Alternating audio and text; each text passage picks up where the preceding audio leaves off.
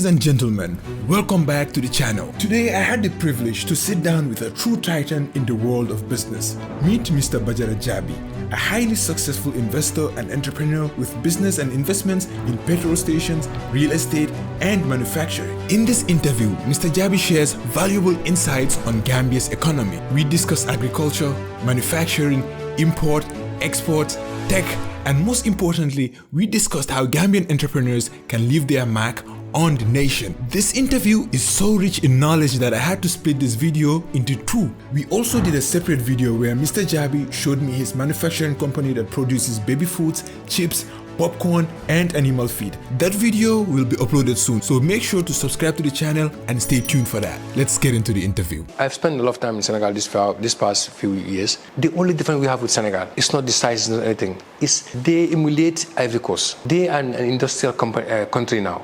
Senegal is growing so fast. There's still unemployment. But if you look at the industries in Senegal now, they're employing 300, 400 people at one go. You cannot beat industry. Industry put demand on agriculture. My demand here for the corn, Gambia doesn't produce it. Gambia cannot produce it. One company, if there was 2, 3, 4, the farmers will be happy. We are all funding them. We are all competing to buy their product. Their price will go up. They'll get more for their product. That is sad, actually. There's only one company, and then you don't have enough supply of corn. We have enough land. We have lots of them here to farm. I started myself, because before you blame others, point to yourself. My grandfather is from Gambisara village. My dad moved to Sierra Leone, Zaire, Angola, made money for himself, came here, built a house in Combo, never went back to the village. We still have a family house in the village, we still go to the village, but I mean, we don't farm anymore. Our history of farming has stopped. This has happened to a lot of Gambians. They're all migrating all the way up here. Who's farming now? I actually never thought of that. We were all farmers. All farmers. Now we've stopped. Now we are saying, why are people not farming? You sit here, like me, I sit here and complain that, you know, my grandfather was a farmer, and now I don't farm. The farmers there, they're kids. Your father is struggling.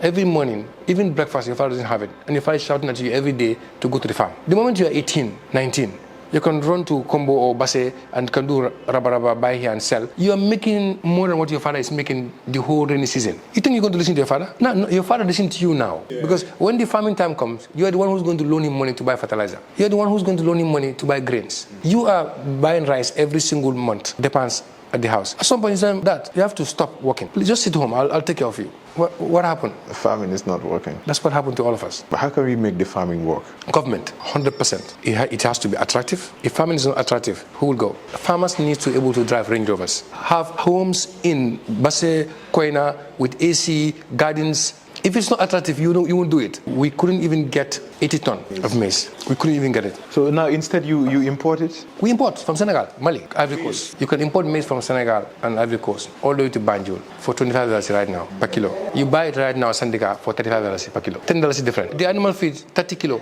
is maize. 30 times 10, that's 300. For every bag, we sell 2,200. If we are buying from Gambia, it will be 2,500 because $300 will be added to the price of the maize. But anytime I also buy maize from Mali, I've created employment for Malian farmers. Every time you eat this chicken, whole chicken, you have created job 3 kilo of maize because they eat 3 kilo of maize to be that size. A 3 kilo of feed meal. That country, Lebanon or Brazil, you buy that imported chicken.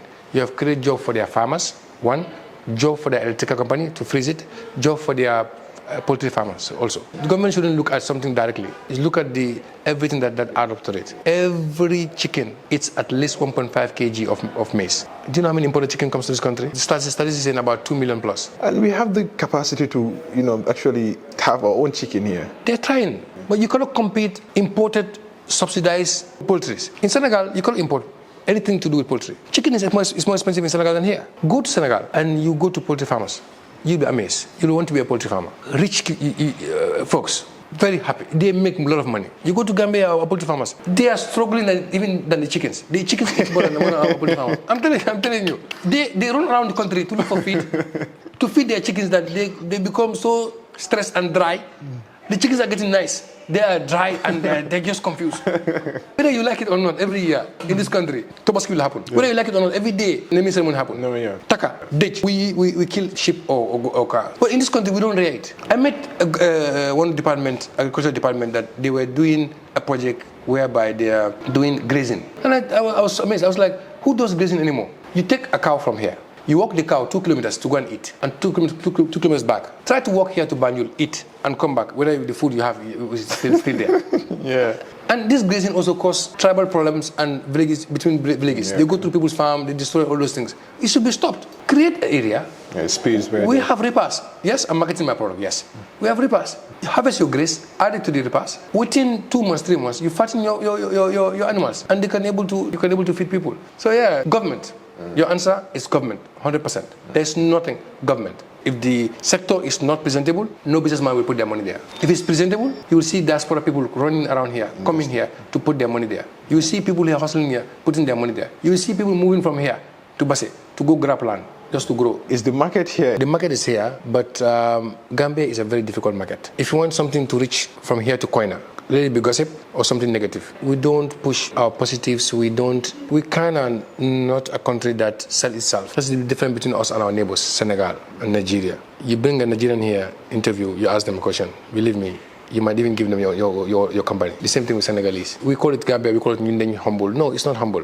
When I saw your first YouTube video, I was amazed. I reached out to my staffs. I said, this gentleman, we need to talk to him. So the positivity is pressed, and the negativity is we let it go out. From politics to religion to businesses to sports to education to everything. I always say this when I go to meetings with Africa, and Gambia is a consuming nation. We don't produce. I'm an economist background. I have a degree in economics. I don't see any country in the world that made it that doesn't produce. You must produce. You must feed your nation first before you look for forex. Governments always cry about we need foreign exchange. To buy what? Yes, you have to buy medicine. Yes, it's important. But if you are hungry, medicine cannot cure you. But you need to be fed first. The white people took us to America to farm for them to eat. If they're eating well, they can think about something else. But if you're hungry, you cannot think. You have to feed your nation first before you think about other things. And feeding your nation reduce your demand on healthcare. So why go for the cure when you can do the prevention? My grandparents in our village, they hardly got sick. But now everybody got sick. I'm telling you, I can explain the whole country. I travel, I know the villages, I know them by names. I interact with them ever since because I was into trade. I used to buy maize. Those are what lead me to manufacture because most of our agri products are bought by the neighbors, Senegal. They take it there, which is not a bad thing. But if they're taking it and producing and sending it back to us, like the chips, and then we're buying it at a high cost, if CFA goes up, we're in trouble. If Senegal has their own internal issue, we have trouble. If we have problem with them, we have trouble. The same thing with the animal feed. Those are the reasons why we are struggling. We have all these machines, but the end users are looking outside. You need to empower your people. Do you know how many millionaires are in Senegal? How many millionaires are in Nigeria? Have you ever passed across anywhere in the Gambia, a big building or a place, you know, do more Senegal or Nigerian millionaire mombi? Here in Gambia? Gambia? No, I don't. You go to Senegal, in the capital of Senegal, you see big buildings owned by Gambians. A lot owned by Gambians. Why is that? Why are they spending it in Senegal and not in Gambia? 2-3 things: stability, returns. Now we have Salam Cement. They're doing very well. We have a cement plant that we couldn't set up because of financial issues, but the machines are here. But if you look at Salam and Jah, they have reduced the amount of reliance we have on Senegalese imported cements, roads, repairs, animal feed, chips. Everything is coming from Senegal. Import cannot be stopped. There's no nation that's blessed with everything. No. But there's certain things that needs to be protected in your country. You need to be able to produce those things in your country. Since childhood, they teach us ground is our cash crop. I always ask them a question: how is ground our cash crop? Why is it not maize? Why is it not rice? You know, it can be grown in Gambia. We're still importing almost 85% more rice into this country. These are our staple foods. Millet, maize. We use maize than groundnuts. Maize is used in everything: ethanol, maize oil, animal feed, human consumption. Why are we using groundnut? This is my take. I think groundnut is a political product. Groundnut pressing companies will tell you no. But if they can put in what groundnuts can be used and what maize can be used, I don't think you can see any nation in the world that said they produce groundnut more than maize. America is maize, Brazil is maize, Japan is maize, Russia is maize, France maize, Canada maize. All these big countries, they produce maize. But we are still using slavery time period. They need groundnut. I can swear groundnut oil in our food. Less than 1% of Gambians use groundnut oil in their food because it's too expensive. They told me that that's share GGC. If it is share for us, why are we producing it? Why not produce something that we can afford, eat, look for this new export? Why must we use groundnut as our cash crop? This is a question I probably I should be educated more. Maybe I missed some part of it. I've run across the country. I've never seen anybody who groundnut. It's all pressed and shipped out. Brother, anything that you produce and is not consumed, your business is not. Because Gambians, we eat. We're a healthy nation. But almost 90% of what we eat, somebody brings it. We are on a 45 days time bomb, meaning we import. The importers bring, when you land, within the next 15 days, they make another order. So the next 45 days, that one is here again. So anytime there's COVID again, or disruption in logistics, it's a disaster. Because we import on a 45 days. We are on a 45 days stock at all time. There should be a way, let's say, the government can say, you know what, now we're going to put like a 50% stop. We only import 50% for the time being. As it grows more, Thank you. we can slowly stop importing these things. You remove tax on rice to bring rice price down. Why?